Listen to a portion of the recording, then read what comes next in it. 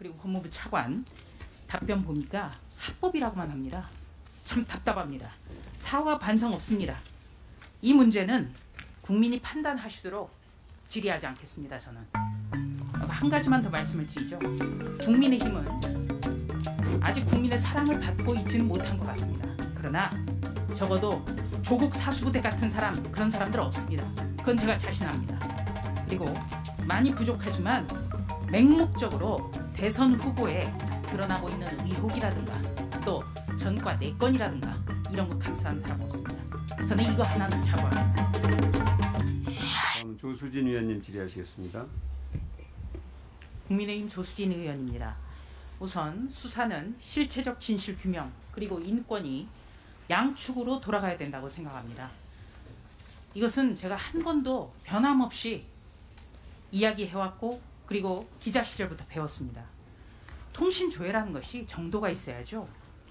공수처와 검찰의 통신조회는 일반 시민, 미성년자, 기자 그리고 야당 의원들 단체 대화방까지 무차별적으로 들여다본 그런 정황이 구체적으로 드러나서 문제입니다. 그래서 이것을 두고 사찰이라는 비판이 나오는 거죠. 그런데 오늘 이 자리에서 법원 행정처장님 그리고 법무부 차관 답변 보니까 합법이라고만 합니다. 참 답답합니다. 사과 반성 없습니다.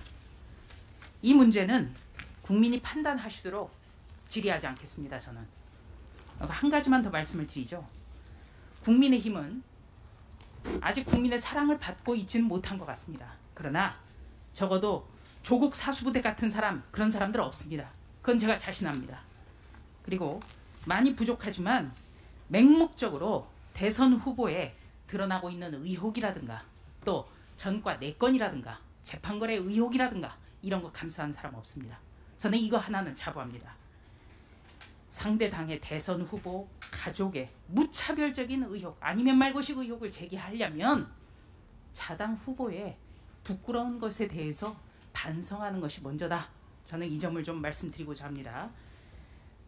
어차피 사찰 의혹과 관련해서 법원 행정처장 그리고 법무부 차관에게 제가 이 자리에서 묻는 것은 의미가 없다고 생각하고 다른 걸로 그럼 좀 질의를 하죠.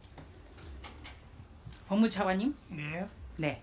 장관은 오늘 출장을 갔습니까? 예, 출장 중입니다. 네. 출장을 꼭 가야 되는 출장이지요? 그거는 장관께서 판단하셔서. 네, 장관께서. 제가 뭐 알바로 가면 되나. 그러니까 꼭 필요한 출장이니까 안 나오셨겠죠? 예, 필요하시니까 가셨겠죠. 네. 자, 광주고검 차장과 대전고검 차장 자리가 공석입니까? 예, 현재 공석입니다. 공석 기간이 얼마나 됐는지 확인할 수 있을까요?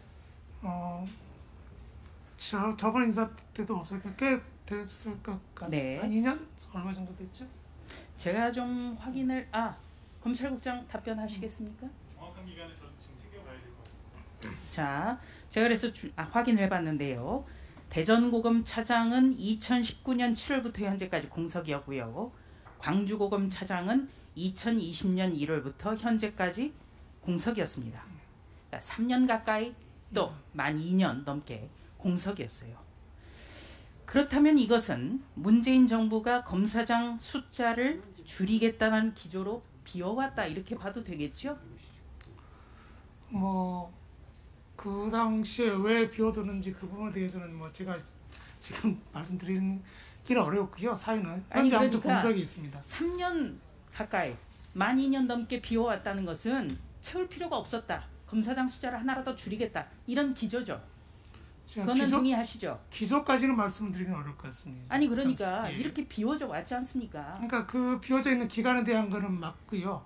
그 비워 있는 기간의 기조 왜 비워있는지 하는 기조에 대해서는 제가 지금 드리기는 말씀드리는 차관님, 현 정부의 법무부 차관이 임명권자의 국정 기조를 모른다.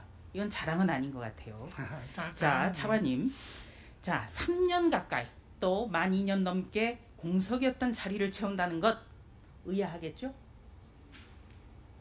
인사는 필요하면 인사하는 거니까. 그러니까 예. 지금까지 비워져 있던 자리를 갑자기 채우겠다고 얘기를 하니까 상식적으로 의아하겠죠?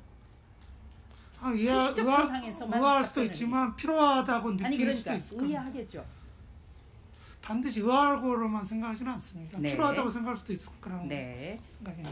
자, 박범계 장관이요. 최근에 기자간담회에서 하나는 3년 가까이, 하나는 만 2년 넘게 공석이었던 자리를 채우겠다. 이렇게 밝혔어요. 그러니까 굉장히 의아한 거예요. 지금까지는 공석이었는데 갑자기 대통령 임기가 끝날 때쯤 되니까 자리를 채우겠다. 이러니까 다 의아한 거예요. 의아해하는 것이 상식적인 것이죠. 대선이 2달도 남지 않았기 때문에 공석이었던 자리, 비워져 있던 자리, 그리고 검사장 숫자를 줄이겠다라는 그런 기조까지도 외쳤던 이 정권이 갑자기 채우겠다고 하니까 이거 친정권 검사에 대해서 본성 인사를 하겠다는 것 아니냐. 그러니까 차기 정부를 앞두고 알박기 인사를 하겠다는 거 아닌가. 이런 비판이 나오는 거예요. 제 말이 그렇게 뭐 억지 주장은 아니죠, 차관님. 뭐 인사와 관련해서 뭔가 사전에 뭔가 추측은 있으니까요. 뭐 그것까지 제가 뭐라고 말씀드리긴 어려울 것 같습니다. 자, 법조계에서도 검찰의 정치적 중립성에 치명적인 영향을 끼칠 것이다. 이렇게 얘기를 해요. 이렇게 말씀하신 분이 김현 전 대한변협 회장이고요. 그리고 또 한 분. 선거에서 더불어민주당의 유리한 식으로 논공행상의 결과로 이어질까 걱정이 된다. 이렇게 말씀하신 분은 이창현 한국외대 로스쿨 교수입니다.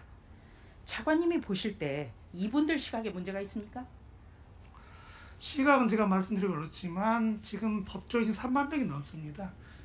네. 자, 법조계에서 어떻게 보면은 오피니언 리더다. 이렇게 평가되는 분들도 비판을 하고 지적을 한단 말이에요. 이 임기 말에 갑자기 기조까지 바꿔서 이렇게 한다고 하니까 비판을 받는 겁니다. 그런데 더 황당한 것은 벌써 승진 대상 후보로 이름이 오르내리고 있는 사람들이 있어요. 한 분은 박범계 장관 후보자 시절의 청문회 준비단 총괄팀장, 그리고 또 한 사람은 윤석열 당시 검찰총장에 대해서 감찰과 징계를 주도한 사람, 또 한 사람은 이른바 문재인 정권표 검찰개혁 실무자, 또 한 사람은 덥게 급급한 대장동 부패게이트 수사 지휘자, 이런 분들이에요.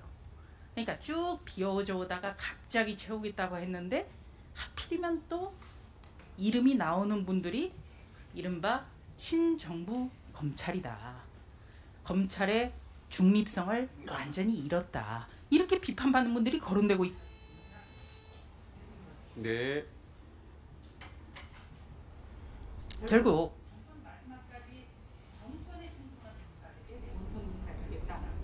겠습니까? 글쎄요, 그 화마평이 어디서 나온지는 알 수는 없습니다만 뭐 지금 질문하신 거에 대해서는 제가 드릴 말씀은 아닌 것 같습니다. 예, 드릴 말씀이 없겠죠, 차관님. 왜냐? 편향된 검찰 인사를 할 경우에 선거의 공정성 문제가 더 커질 수밖에 없기 때문이에요. 이건 차관님도 잘 아실 겁니다. 자, 차관님, 정권 바뀌는 시기에 차기 대통령의 어떤 인사권을 가로막는 이런 인사는 차기 대통령이나 차기 정권에 부담이 크게 되겠죠? 제가 그런 정치적인 정무적인 뭐 향후 판단까지는 드리. 예, 법무차관은 게 정무적인 적절하겠습니다. 감각도 있어야 되는 자리 아닙니까? 그리고 장관이 그렇게 하더라도 막아야 되는 것 아닙니까?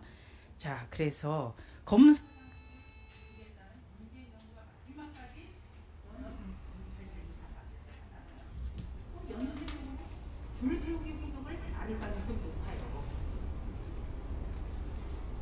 차관은 어떻게 장관에게 지원을 하는 편입니까?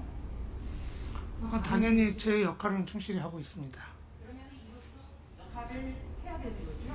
이런 의료도? 필요한 상황이 생기면 역할은 당연히 해야죠. 그거는 이제 구체적인 문제가 또 인사 문제이기 때문에 제가 여기서 답변 드리기는 어렵습니다. 그 부분도 답변 드리기는 어렵습니다. 의지가 없는 거죠? 인사 관련 문제이기 때문에 그 질문 자체에 대해서 제가 즉답을 드리지 않겠다는 겁니다. 예. 직원이라든 아니면 시중 여론을 가감없이